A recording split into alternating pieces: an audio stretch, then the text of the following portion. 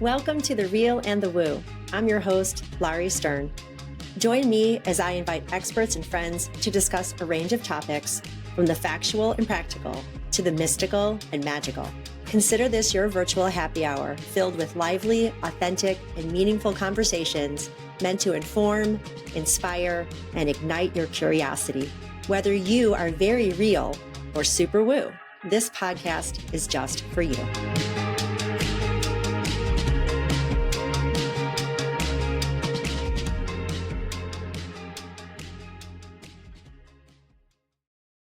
Welcome to The Real and the Woo. I'm your host, Laurie Stern, and I'm sitting down today with Jori Hulahan, who is a newly minted podcaster herself. So we're going to get to that. Congratulations on your show.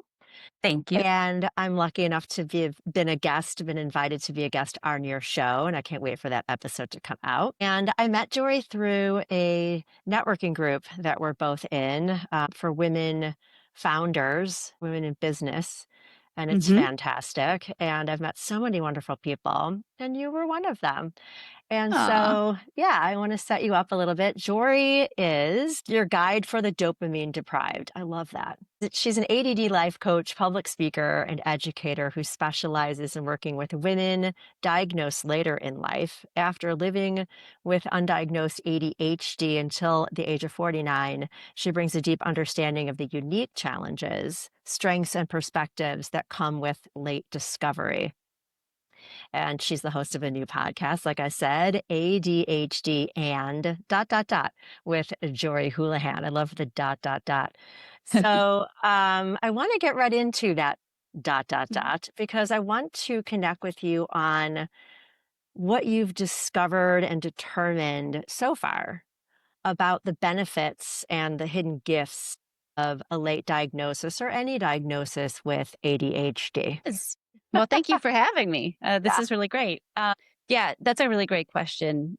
Initially, after I was diagnosed, I went through a bit of a grieving period because you kind of think about all the things that could have been, and it wasn't really even until after I started taking medication. I didn't do medication right away. I naively thought that now that I knew what it was, I could totally handle this on my own. I don't need any of this stuff, which was definitely not the case. And so I did start medication, and that's when I really understood how big of a difference there was between what I had been living with and what everyone else had been living with. I was like, oh, so I've been living with my hands tied behind my back and not realizing it.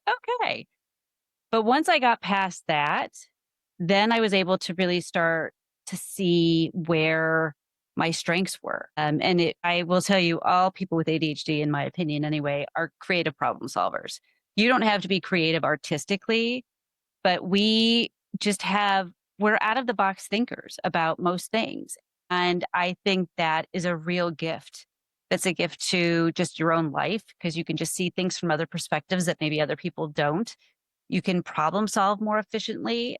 I jokingly tell people, if you've been trying to, solve a problem and you've been using logic, give it to me, because my brain just doesn't kind of ignores the logic and is like, okay, let's try this.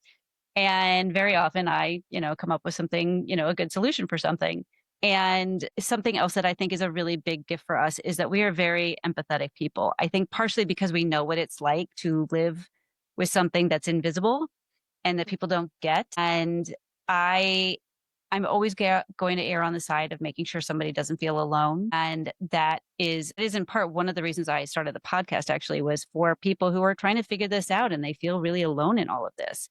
You do have gifts. You just have to figure out what they are for you. And now that I better understand what hyperfocus is, I have been able to learn how to kind of work it a little more in my favor. So I actually can get a lot of things done that I couldn't do before. And I have an amazing sense of humor. I think you have to have that when you have ADHD. So people who know me know that I call myself the funniest person I know, right? So I wanted to circle back. So it's like, before and after, prior to your diagnosis and then choice for medication and going down that path to after, were you able to see clearly how you had been a human operating prior to, and then the human operating after. And so, if you'd like to share some of those things, because you know what?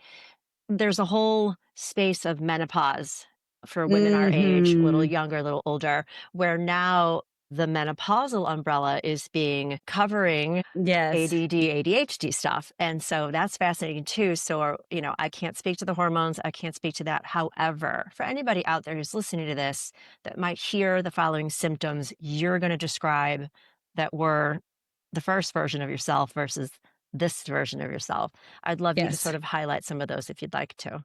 Sure. So my entire life, I only got things done if I felt a huge amount of pressure to get them done. Like the minute a teacher would say, "This is not a term paper you can do last minute," I was like, "Yeah, watch me." But I would Mhm. always be optimistic in the beginning. Yeah, I'm not going to wait till the last minute this time. I'm not going to wait. And then as time went on, I'm like, yeah, I'm waiting till the for the last minute. So, like Eh, procrastination, you would say? Okay. Procrastination to like but to like a pretty far extent, like that, or I would have to almost be panicking to get it done. Or if I was really interested in it, that would change that perspective a little bit. Then I would maybe work on it sooner.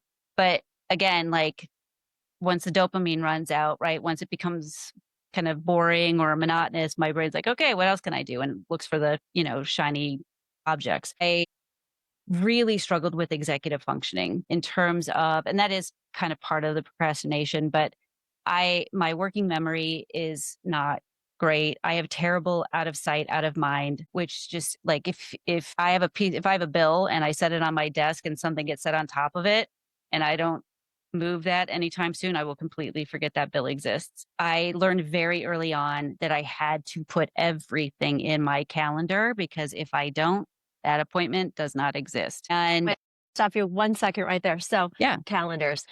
I'm a huge writer of things in my Mhm. calendar, because I was just on your show as a guest, although people haven't heard, we connect on so much of this. I'm also a late bloomer with my diagnosis, undiagnosed as a child, and I'm really loving everything you're saying because I want to get back to that too. But the tactile I learned by doing that connects those synapses for me when I write it down. Yes. And I've been really afraid to just put everything on my phone, but of course, I'm putting everything on my phone, but I'm typing it in there, I guess, so it matters, but I still have to remember to go look at it versus, like, Yeah. seeing it, so it's different. So it's not like my husband trying to find the mustard and all he has to do is move, the Sorry. dressing. You physically put something on top of a bill and you forget about it, like, that's different. Yes. So, yeah, I mean, leftovers, like, I have to put them in a clear container, and they have to be in the center row of the fridge, otherwise, I will never think of them again until Ah. they smell. So, yes, that was a big aha for me when I discovered that one, and we've saved so much money because I actually eat my leftovers now. Same with, like, veggies and stuff, I don't have them in the crisper where they go to die. I have them up front center so that I'm more likely to eat them. So, My friend puts them in beautiful glass jars with water. Not all vegetables, but it really is a nice way to display, see it, and also keep them fresh. Just FYI. yeah. Yeah, that's a great idea. Tell me You you were have talking ADHD. about your executive functioning Oh, and how yes. that was manifesting for you. Yeah, so if you give me verbal instructions, forget about it. I will not be able to retain that. I have to write everything down, and that kinda goes back to what you were saying actually about, that fear of having everything digital, because digital really puts things into out of sight, out of mind unless you have a gazillion reminders that come up or things, and then that can be a distraction. I am a hybrid person. I have a written calendar and I have a digital calendar. The written calendar is one that I have to do every week and I need it. I love it because it forces me to look at my digital calendar and to make sure that I have everything the way it should be. Like this week, I discovered that somebody who I interviewed today was also on the schedule to be interviewed on Thursday. And I was like, well, that can't be right. So, I was able to get that worked out kind of thing. So it forces me to slow down and really think about where my time is being spent, et cetera. But when it was just like, when it was all digital, I have reminders that come up, which is Mhm. good. And that's the only main reason I have digital anything is for my appointment reminders as far as that's concerned. Because even on my computer, my brain will tune out like the little things that come up. And so there's an app called In Your Face. It's for Macs, and it will literally just block out my entire screen. And it's like, you have this appointment right now. Ooh, I like that. I'm gonna write that down, in your face, which is Yes. funny because a lot of time people with our diagnosis, are described as being too in your face because we're a lot. We have a lot of energy. We have a lot, We do. to say. We have a lot of energy to get things done, like you said, and especially when we like what we're doing, you know? So as a child, undiagnosed, I would procrastinate, and then the tears would come. I would be up until 3 o'clock in the morning finishing a paper, and thank Yep. goodness I was a good writer. I still am. It's one of my joys. But I have a friend, who I've been friends with since kindergarten. Her name is Babs, and my mom and her husband at the time went to Vegas for some, I don't know, trip, and we had an AP English paper due, and we drank, stayed up way too late, wrote the paper, you know, no tears because we have been drinking. And I got an A and she got like a D. And I felt so bad about it, but I was like, oh my God. And I have a picture of her like with pens in her ears and like holding her mouth because she's spitting out her alcohol because we're laughing so hard. Yeah. So anything to get stuff done, also, I would imagine is part of the gift Yeah. of sort of learning how to pivot, learning how to work with your diagnosis, but understanding where you came from. Yes. The thing about the digital is, you know, we have no phones at the table, like it's a no phone zone, or when you're out at a restaurant, when you're trying to have a conversation with your spouse or your friends. I do check my phone, and to the untrained eye, it would look disrespectful or rude. But if I'm remembering that I might have forgotten something, I need to look, or I'm going to Yeah. forget to look again. And Um, I'm no longer listening to that person that's talking because that's what I'm thinking about. I do the exact same exactly. thing. I do the exact Yeah. same thing. I will have to say, I'm really sorry. I don't mean to interrupt, but I just remembered something. I want to make sure I'm not missing this other thing. Let me just check this really Yes. quick so I can listen to you fully. That's what I've learned to do. I used to feel so bad about it, but now I'm like, but I'm not being respectful to them if I don't do that because, like I said, I'm not listening anymore. Right. So yeah, I totally get that. Yeah. You Um, know, the way you said you had to write things down too, what's coming up is relationships.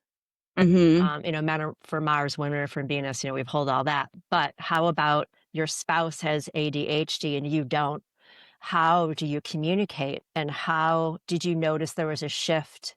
I don't know if you were married before, um, but if you can talk about that, because I'm thinking now about when my husband talks to me, he can kind of tell when I'm starting to go squirrel because it's too much information. I have to write it down. And I do Mhm. pride myself on being a good listener. I just don't retain. There's certain things I Yes. don't retain. And the writing down really does help. So have you had to navigate your relationships a little differently at home, at work, with your kids, with your friends? Yeah, so my husband, I actually think my husband does have ADHD, but his undiagnosed OCD-ish tendencies tend to overshadow that. So he'll start Mhm. something and actually finish it. One of my other signs when I was younger is the hobby graveyard. You know what I'm talking about? Yeah. Like, oh, and I absolutely thought I was going to do this for the rest of my life. He has better learned what ADHD is. He's starting to see because both my kids have it as well. So he's kind of Uh, outnumbered if he doesn't have it. right. But We're it's half all and over. half over here. It's all over his side of the family, like, if Yeah, he yeah, it's like it's there. mine too. But for people who if you are in a relationship where one of you has it and the other one doesn't, I think the hardest thing for the people who don't have it to understand is that the person is not doing whatever it is that's bothering you, they're not doing it on purpose. Like, sometimes it's random little things, like, it used to drive my husband crazy that I would leave cabinet doors and drawers open. I didn't even Oh notice I was doing no. it, and it drove him crazy. And I was like, "Okay, well, I'll try to remember, but I don't even know I'm doing it, and I only have so much bandwidth in a day. Is that what you want me spending it on?" Right. Shocked. You could see my mouth is that you can't leave a cabinet open in my kitchen. And I have a friend of mine, but she was a babysitter at the time. One time I came home and she had all the cabinets open because she knew how much it made me crazy.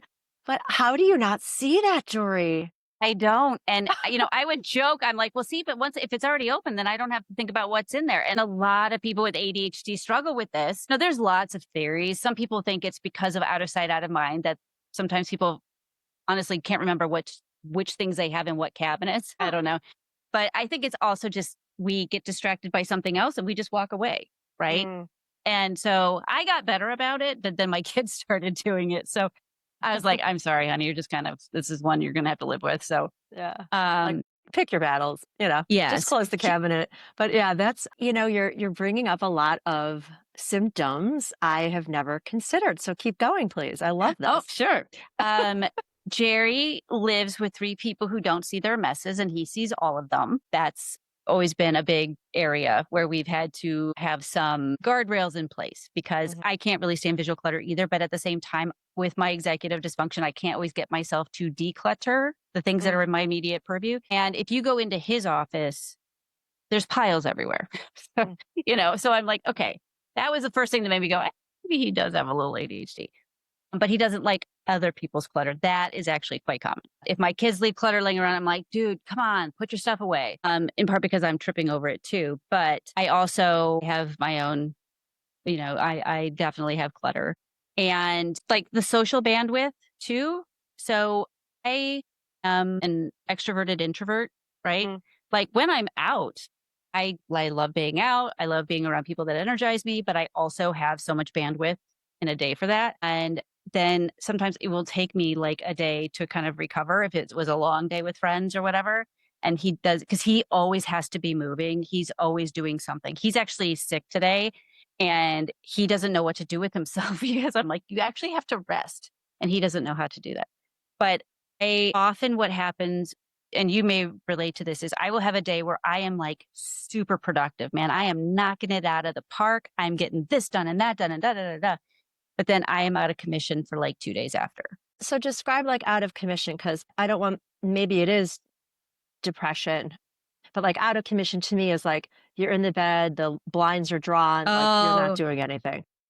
no, I just don't have energy. I just don't have a lot of energy. And so I end up kind of either not doing a lot of work related things. I spend more time doom scrolling or just, doing something other than work because my brain is like, we're burned out. We need space from this. And it is one of the things that I teach my clients is you have to really understand what your energy patterns are because that does make a big difference in terms of your productivity but also how you feel. So I now know that if I take breaks, now people with ADHD hate taking breaks because we're afraid we won't go back to what we were working on. But I put together a framework that actually does help with that so that you're more likely to go back. And when I do take regular breaks on a day where I also happen to be really productive, my recovery time from that is much less. And usually, even by the next day, I'm okay. But if I don't, and I just kind of work straight through because I have to do it while I have the motivation because I don't know when this is going to come back and I want to do it now because that kind of thing. That's why we're afraid of taking breaks. And I will get like that. So I still sometimes now, and I'm like, I'll ignore my timer. I'm like, what are you doing? Stop ignoring the timer. You know what's going to happen if you do that. So if I take regular breaks throughout the day, I feel better the next day than I would if I didn't take those breaks. That makes sense. I mean, I don't manifest in the same way you do. I can take a break and come back to something. Now, the break might be longer than I intended. Like I just did it this morning. I'm going on a trip. I want to Yeah. buy a pair of waterproof boots, probably have some, but I'm like, I want different ones. So, I'm on this tab, I'm that tab. And now I'm going to be late for the thing I have to do. Yeah. So so that's what happens to me is I have a good idea, even if it's something I'm writing or a program I'm creating or stuff that came up about a client, I want to get an email out to him or her. I'll put other things in the way and spend maybe a little too long doing those things, and I'm always late. More than I'd like to be, but it's my own Yes. fault because I've just like I have to get one last thing done before I leave the house. Yeah. Time blindness is brutal. Time blindness is, well, there's three different aspects of it. One is that we just don't feel time passing, or we don't feel it passing the way neurotypical people do. And so if we're really interested in something, 45 minutes will feel like five, right? Mhm. If we're not so interested in it, 5 minutes is going to feel like 45. And Mhm. we just don't have a way of regulating that. ADHD is in large part a self regulation struggle. We can't always regulate where our attention goes. It's actually, we don't have a deficit. We actually have a surplus.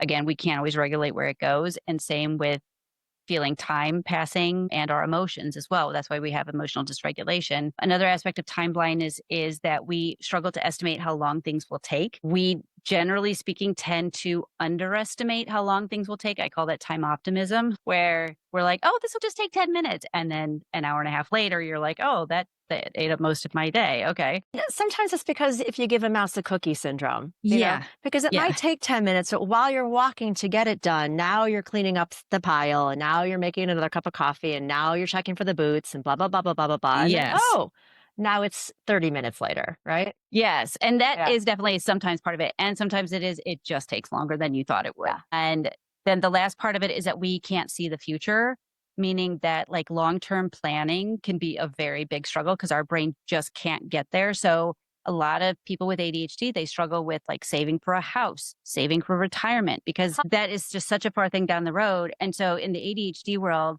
time usually is broken down to there's now and there's not now, and not now doesn't exist. Retirement is way down in not now land, right? And so if you also have poor working memory, so you forget you're saving for something and you have impulse control issues, right? So you're going to be more likely to spend money on something that is not going to go towards that goal because you've already forgotten what that goal is because it's way down the road, that kind of thing. So, a couple of things. This is fascinating. Impulsivity plays a role in this diagnosis, right? Risk taking.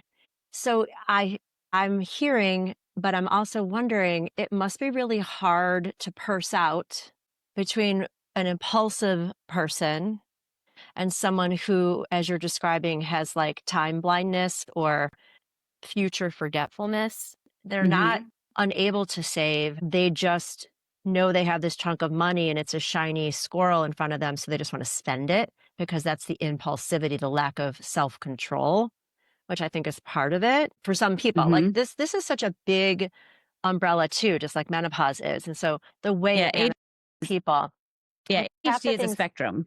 yeah, it's a spectrum. And half the things you're saying too, I explain away through like I'm a Gemini. So like there's like astrological things at play. Get 100%. stuff done. You're also very stubborn and single-minded, right? So that serves you and it also doesn't serve you when it doesn't serve you because Right. you can't be pig-headed all the time. But about the passing of time, also, there's a lot of us, regardless of the diagnosis, because of where we're going astrologically, time is shifting and the way we're experiencing it, just like you said, 5 minutes can be 45 or vice versa. And so I do want to caution people listening also that the experiences that we have with clients and within ourselves, we're sharing these stories to be thought provoking, not diagnostic. We're not Yes. doctors. I'm not a No, doctor. I am Um, not a doctor. so, and why I do this podcast and why you do yours is to share Mhm. our wealth of knowledge based on the experiences we have and the clients we see, and that, anecdotal evidence as well. And then allow people to say, well, that kind of sounds like me, or that might sound like my child. I'm going to investigate.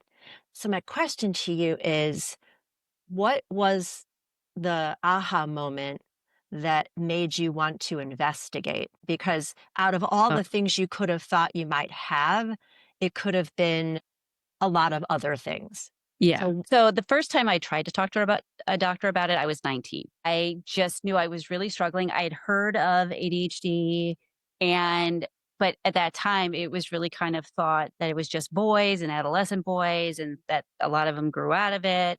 And I'm like, well, that's not me, obviously. And when was in for something else and he said, well, is there anything else you want to talk about while you're here? And I was like, "Well, yeah." And then when I was trying to explain it, it felt like mush coming out of my mouth. I'm like, "How do I explain this?"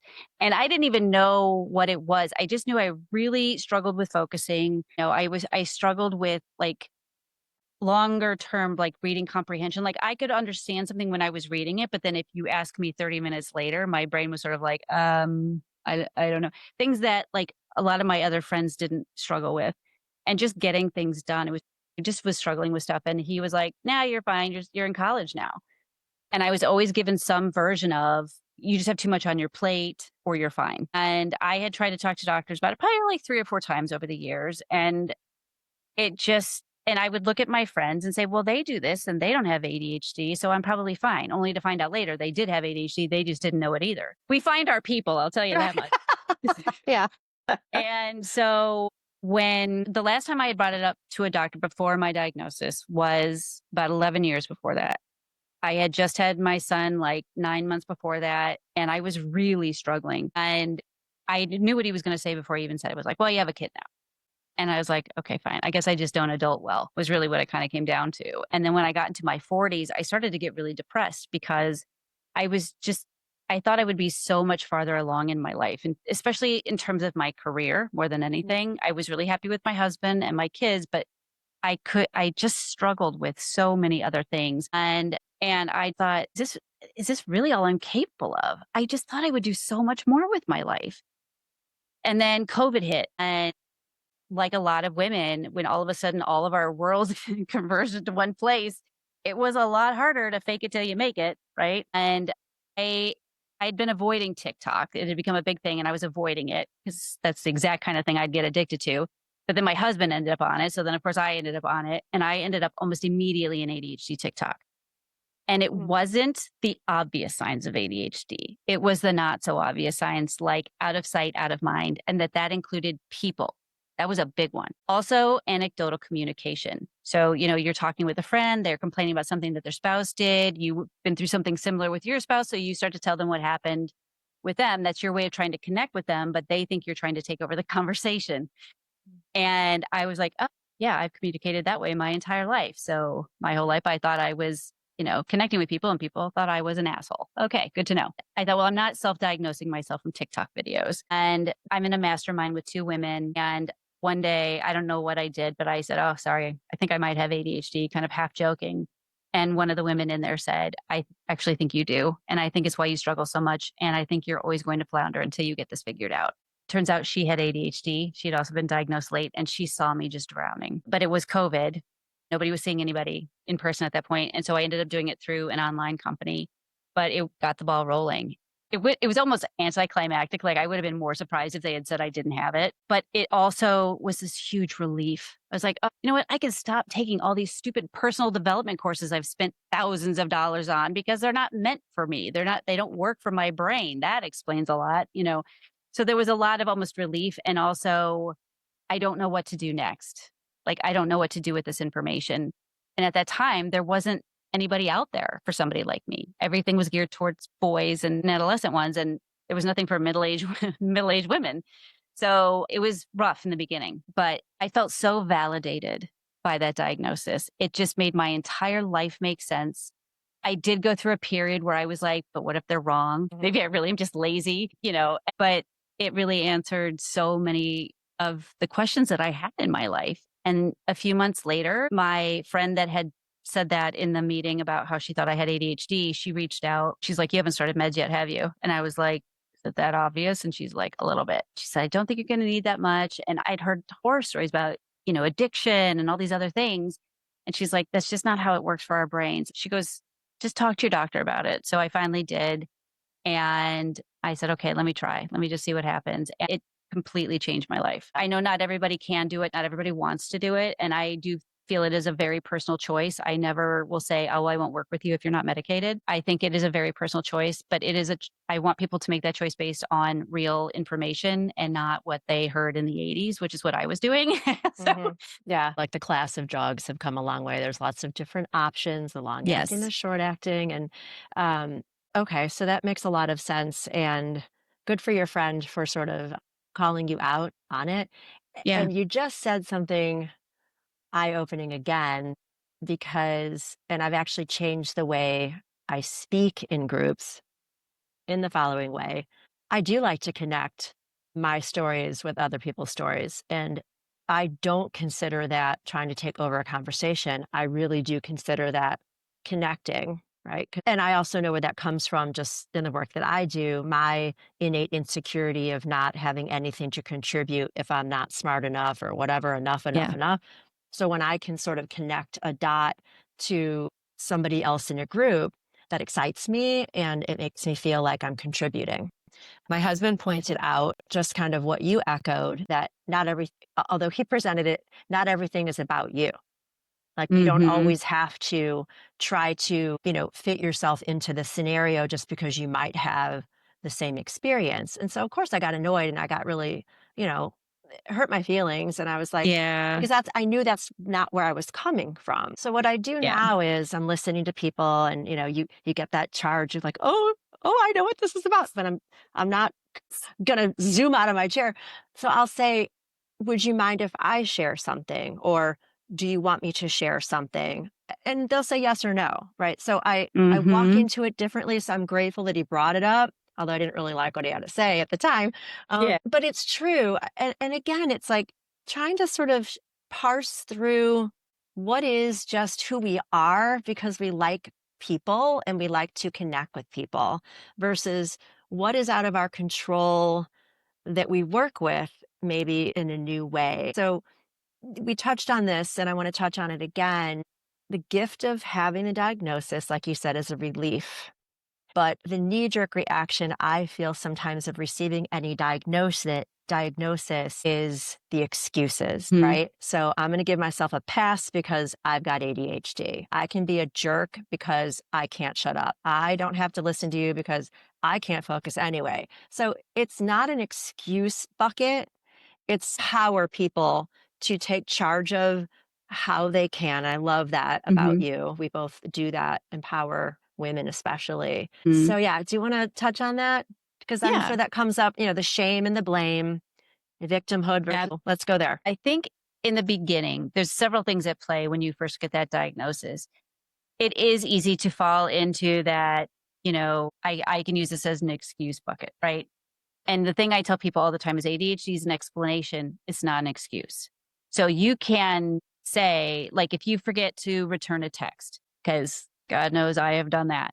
I don't at this point even bring up my ADHD. I'm like, oh, sorry, I wrote back in my head and I actually forgot to send it to you. But sometimes what you can do is you can say, sometimes I struggle if I forget to write something down. I'm working on a system so that I am better at doing that. Do you mind if, like, if you forgot to do something for somebody, do you mind if I do it now? Kind of a thing. So you're explaining that there is something behind it, but you're also taking responsibility. Like, I'm working on a system. I clearly messed up on this. I think in the beginning, that's a very normal response because I have had people say, I feel like after I got my diagnosis, my ADHD got worse. And I'm like, I don't think it actually got worse. I think number one, you just unconsciously started unmasking a little bit because that diagnosis gave this validity, right? This is a real thing for you.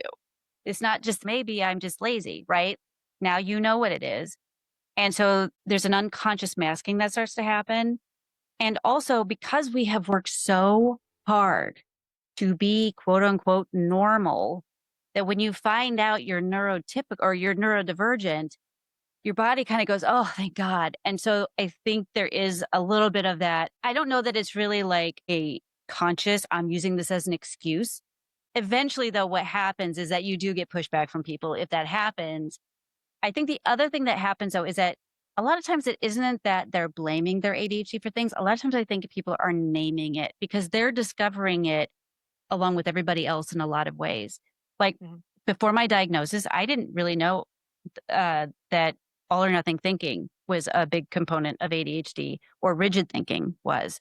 I didn't know that struggling with eye contact can also be contributed to ADHD. I had only heard that when it came to autism. That emotional dysregulation. I had no idea emotional dysregulation was part of it. And that was actually one of the things that I was so surprised was so effective with my medication was how much it helped me with that. I was really surprised by that.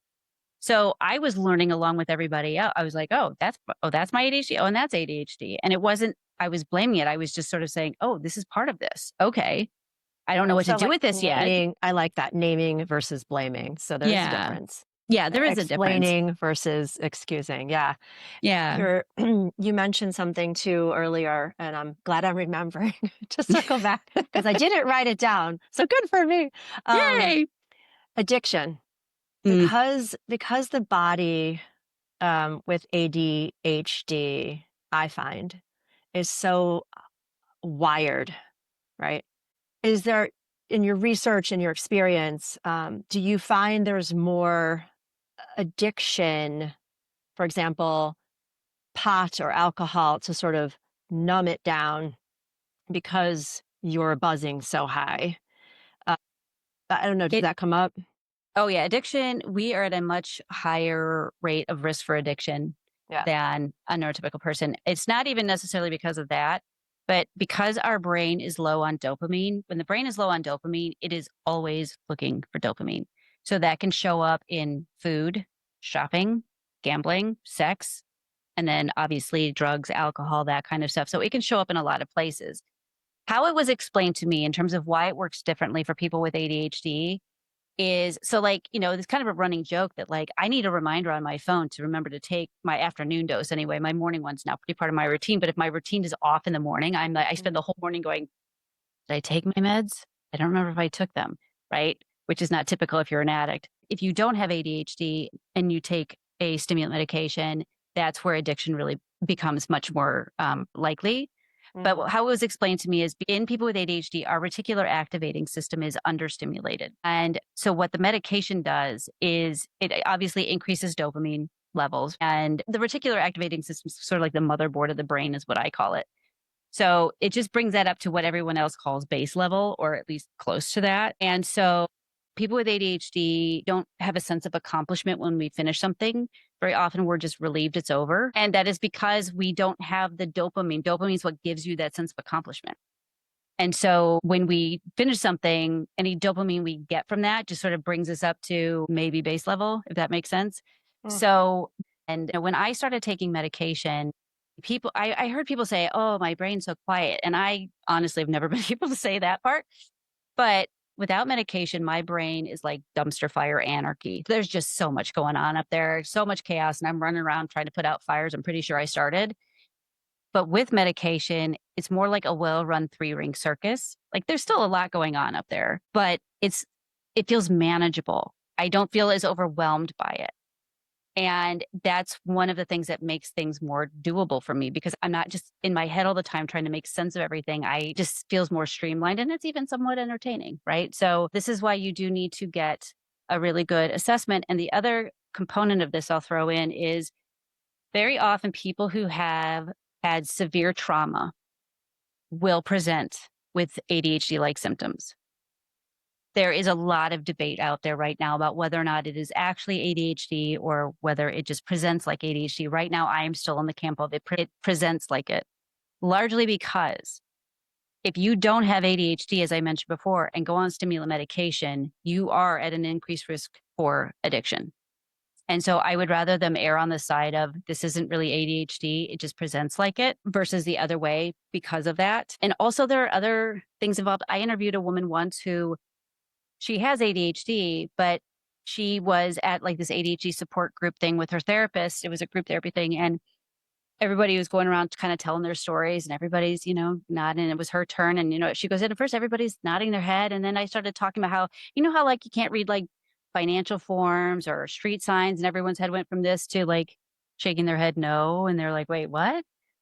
It turns out she had two binocular eye disorders, and that was actually causing a lot of her ADHD symptoms, like brain fog, overwhelm, fatigue, all this stuff that she just assumed it was part of her ADHD. She goes, I definitely have ADHD because this doesn't cause time blindness, but it just added another layer. So she was going through all this like eye therapy and stuff. It's been really interesting. Yeah. So it is really important to get an assessment. But with women, it's tricky because unfortunately, there are still a lot of doctors out there who think that it doesn't happen to women. Or if you have a master's degree, you couldn't possibly have ADHD, which Or is not you're in menopause, so it's your hormones or, right. it Exactly. doesn't have to be either or. It could be both and, right? Yes, exactly. So you have to make sure that whoever you are seeing interview them ahead of time if you can. Be like, tell me how ADHD presents in women versus boys or men, because Mhm. it's different. Our hyperactivity isn't always physical. Like, we tend to think of like little boys running around with too much sugar in their system, but it can be being chatty. It can be interrupting. It can be, like the bouncing leg kind of thing. Like that is part of it. And it can be the racing thoughts. That can be part of ADHD. So they need to know that because what happens a lot is that women will go in, they'll talk to their doctor, and the doctor will be like, "Oh, I think it's just anxiety." And I can't tell you how many women I have met who were diagnosed with anxiety and or depression for years and said, I kept telling my doctor the medication's not really doing anything. Only for them years later to finally get diagnosed with ADHD, go on the right meds, and their whole life changed. And so it's so important for women to really kind of go in. I have a form that if anybody wants it, I can give you the link to this. It's an adult ADHD self-report form, and it asks you lots of questions about what your symptoms are that you can give to a doctor. So Love you that. don't have to try and remember everything because, Mm. of course, the minute I would go in, my brain would go blank. But also a little more official, and they know you're taking it seriously. But it is a make sure that you do get the proper assessment when you can. Now, it is cost prohibitive sometimes for people. Yeah. Like I said, I did mine through an online company. It wasn't the most thorough one, but it was a good one nonetheless. I want to talk about, so we've talked a lot about this is the real and the woo. So I want to get a little Hmm. woo on you. And we discussed, and I'll bring this up here, exercise and mindfulness and yoga and practices like that help to alleviate some of the symptoms of ADHD and so many other things as well, right? So again, Yeah. seek your diagnosis, take your medication, and for people who are interrupting, for people who are in the shame game or the blame game, for people who don't know how to take deep breaths, don't understand the connection of a body at rest isn't a body being lazy, it's a body in Hmm. reset. And mindfulness and the deep breathing that yoga provides and the way we link our movements with our bodies is like taking a drug. It is for me and so many others that I know, it is like the best kind of alcohol without any calories. And it does become a little addicting in that you feel so good from it because you've been breathing and your mind is at rest. So yoga really helps train that monkey mind. So it's interesting. Did I find yoga because I had ADHD or vice versa? Either way, I'm so grateful that I did. I've always been active. I've always been athletic. And I've always had my motor running and my bouncing Yeah. leg and my fingers drumming on the table, my mouth Oh. flapping like it is now. And but the 1-2 punch of good medical care diagnosis with good mindfulness spirituality practices, I have to say, can't be discounted either. So, do you Oh, have any I of those kinds of practices for yourself? I do, and I completely agree. My best combination is medication with exercise. Exercise on its own, it has never been enough. The medication is fine, but I find that I just am much better when I have the two combined. I did transcendental meditation training because I really wanted to learn how to meditate. And of course, this is prior to my diagnosis. I went to the training. I said, I just can never make my brain stop. Like I don't know how to like make my brain stop. And she said, the mind is designed to think. It's okay that it thinks. She's like, you just want to sort of let the thought go and then go back to your word because they give everybody a word and you're not supposed to tell anybody what the word is. I'm pretty sure we all have the same word. But anyway, But you but wouldn't know because you're not we supposed would to say. know, right? That's why they don't want you to tell anybody. You just go back then to that word. So it's a nonsense word. It doesn't make anything. But just her saying that, like your mind was designed to think, that took a lot of pressure off when it came to meditation because I just thought, "Oh my god, I will never be able to do this if I'm supposed to like be levitating basically at some point." So I always say I meditate, maybe not the way God intended, but I do it the way that works for me, and I am a big fan of that. I will also say I have a love-hate relationship with yoga. I love it and I hate it, largely because I am not a naturally flexible person, and no matter how long I've been doing yoga, my heels are never going to hit the ground with down dog. That's okay. They're And not I have supposed to. and We I still have practice. exactly, and I have become okay with that. But it's funny, I have talked to so many people with ADHD that are like, "I want to like yoga, but it's so boring." And I'm like, "I know." And I said, I felt the same way, but I knew what the benefits were of it. And I wasn't doing it nonstop, but was on and off for a long time. I'm by no stretch of the imagination a yogi. It's part of my routine. It's in there 1 or 2 times a week, along with strength training, along with cardio. And I'm like, "Well, you don't have to be able to put your legs behind your head or any of that stuff. It's more about getting you to just focus on what's hurting in the moment as opposed to your head being like, how can I let this go?" I don't want to say pain because you should never feel pain, but like if there's Right. discomfort, right? Right. And the part of the practice is being comfortable with discomfort. And so Right. living in a body with this diagnosis, we're constantly living with some discomfort, whether it's too many thoughts or scatterbrained mentality. Um, I'm so sorry that you found yoga boring. I have to say, I can probably count on one hand boring yoga class. All has to do with the teacher. I'm a teacher that plays Yes. music in class. It brings me joy. So maybe you just need to try a different teacher, a different I kind of like it. class. I like it now. I Yeah, didn't yeah. when I first started, I'm like, "Oh my god, how do people do this? Oh my god." But I was trying to do it by myself. Then I went to a class and I was like, "Okay, this is different." I was like, "Okay, I'm not the only one who sucks at this. This is great. Okay." And then I couldn't always afford it. So I would go when I could. And then I actually did, what's the hot yoga one called? I can't remember. Bikram. This, Yeah, yeah. there was one that was down the street in Chicago and they were doing like this 30 days unlimited. And I went from not being able to even barely touch my calves to being able to like be flat palmed with my hand. I was like, I haven't done this since I was a gymnast.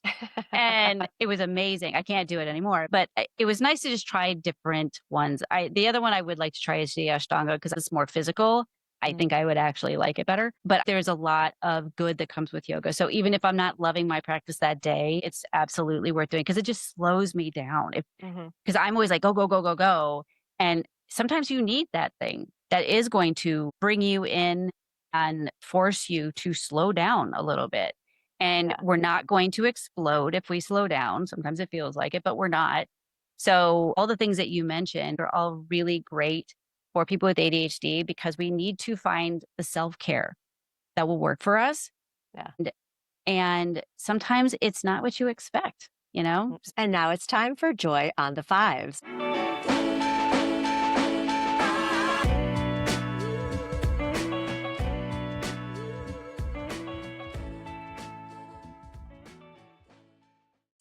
Jori Hulahan, in this moment, besides this conversation, what is bringing you joy? Oh, what is bringing me joy right now is the weather we have been having. It has Okay. been bright and sunny, and I go outside so with my bare feet, which a lot of times this time of year you can't do that anymore. So I just gives me so much joy to be outside when it's beautiful and sunny out. All right. Thank you for sharing that. My segment is all about cultivating more joy in our regular day. And some people need to set an alarm and remind themselves to find it. So thank you for sharing. Mhm. Yeah, I'm a big proponent of the grounding and bare feet, and that brings me joy. Yes. As does this conversation, but often I find when I spring it on my guests, they're like, "I like doing this." I'm like, "Well, that's great. I like doing it too, but what else? What else brings you joy?" So tell everybody how to find you. Is there anything we didn't touch on yet that you'd like to highlight before our time is done? I do wanna touch on one thing because you have mentioned menopause in this. So, dopamine levels are directly connected to estrogen levels. Remind everybody, what is dopamine and what does it do? Okay, so dopamine is a neurotransmitter, and it is the neurotransmitter that gets you to do the thing. It's what gives you a sense of accomplishment. It's what gives you motivation. Neurotypical people get a hit of dopamine just thinking about completing a task, which must be very nice for them. We don't get that. Um, and without it, and then dopamine is converted into norepinephrine, which is what fires the frontal lobe. And the frontal lobe works as it, in terms of for ADHD purposes, we'll talk about the frontal lobe works as a filter, number one. So, we're inundated all day long with information we don't need to know on a conscious level. And a properly working frontal lobe will take that 99% we don't need to know and put it in your subconscious somewhere. So only the really important things get through. And then the rest of the brain says, oh, that got through. It must be important. We need to pay attention to it. But if your frontal lobe isn't working properly because you don't have enough dopamine, then how well do you think that's firing? Probably not Mm, as well. So way more information gets through. Meanwhile, the rest of the brain is still saying, "Oh, that got through. It must be important. We need to pay attention to it." Which is in part one of the reasons we are so easily distracted and struggle to regulate our attention. And so when you are somebody who maybe has always been very organized and you've always been on time, you've never struggled with any of those things, you've always had really good executive functioning, and suddenly you find yourself in your 40s and 50s really struggling with those things, that's more than likely menopause versus ADHD. For women who have struggled with all this stuff, like I said, like since grade school, that's more where I would say at least go get an assessment. It still could just be menopause, but that is a distinguishing factor because again, dopamine is linked to estrogen. So when our estrogen drops, for women who still have a cycle, they will say, my ADHD symptoms get so much worse the week before my cycle. And that's because that's when your estrogen is at its lowest. And so the medication just doesn't work the same way because your estrogen is so much lower. Well, when you go obviously into menopause, your estrogen is going away. And so if you're already at a deficit, it's even though many women now are realizing it because just everything is so much worse than it used to be. Whereas for women functioning, properly, when all of a sudden their estrogen starts to drop, then they kind of suddenly like, God, am I losing my mind? And they're Mm. losing things and they're forgetful. But that's because their dopamine has dropped as well. So I'm always like, welcome to how I've lived my entire life. And there can be so much to explain just the mental fog in general, and how you describe the filter and the frontal lobe, I love, because those of us who are also empaths, we take in everything and feel everything. And so again, it's just like, is that ADHD? Is that spirituality? Is that intuition? Is it menopause? So the question becomes, the questions are the questions, but the answers become up to us to discover and determine with good inquiry. I love that you want to share this form also for people. I would definitely put that in my show notes. And just again, what I do in my business with custom design wellness is I help women, especially, but all humans, become curious about who they are and why they're functioning or not functioning, behaving or misbehaving, loving their life or not loving their life. So when we understand how we're made, then we can be more aligned with who we are or where we'd like to go. In combination with what you do is you're also helping people understand how they're made with the diagnosis they have, and also helping them discover and determine maybe bits and pieces of what might still fall into that diagnosis bucket. So I love that, how we really do work very well together. I agree. And I like how you said that yours is about making them curious about their life. I'm constantly telling my clients, I want you to look at this through the lens of curiosity, not Absolutely. judgment, because they'll No. look at it as something, oh, I failed. I'm like, no, this is just data. This is just information for you. Yeah. So, like, if you're struggling to get started with something, let's ask questions. So, okay, I'm feeling resistance to this. What's happening here? There's no judgment with this. It just is what it is. And what I tell people all the time is neurotypical people were born with a PC brain, but we were born with Macs. But having the Mac brain isn't the problem. The problem is that we were given the PC manual to work with. So Exactly. you've been taking all these personal development courses and professional development and read all these self-help books, but they weren't designed for how your brain works if you have ADHD, because none of them take time blindness into consideration and executive dysfunction. Suddenly understand that part of it, then it's like, okay, let's write your manual now for how it works for you. And that's what I do with them. You're stepping on my toes a little because I'm writing a book, and the signature workshops I do are called We Do Come with Instructions. My goal in those workshops is to help people rewrite their instruction manual. I have But to collab. I think we'd so be the much. most hilarious, most entertaining facilitators ever on the planet. Oh, wouldn't we? I think we'd be amazing. Jory, this has been so illuminating and interesting and fun. And I wish you so much success in your business. Again, tell everybody who you are, the name of your business, what you're doing, and how to find you. Yes. So I am Jori Hulahan, and I I am a life coach for women with ADHD, helping them figure out how their brains work. You can find me at jorihulahan.com, and most things, my handle is at Jori Hulahan. So I'm pretty easy to find. I'm on Instagram, Facebook, LinkedIn, Substack, you name it. So I'm pretty easy to find with that. And the podcast is called ADHD and with Jori Hulahan. If you're looking it up, type in Jori Hulahan and then ADHD because I come up much faster. All right. Well, thank you so much. Thank you so much for having me. This was a lot of fun. I had a really good time.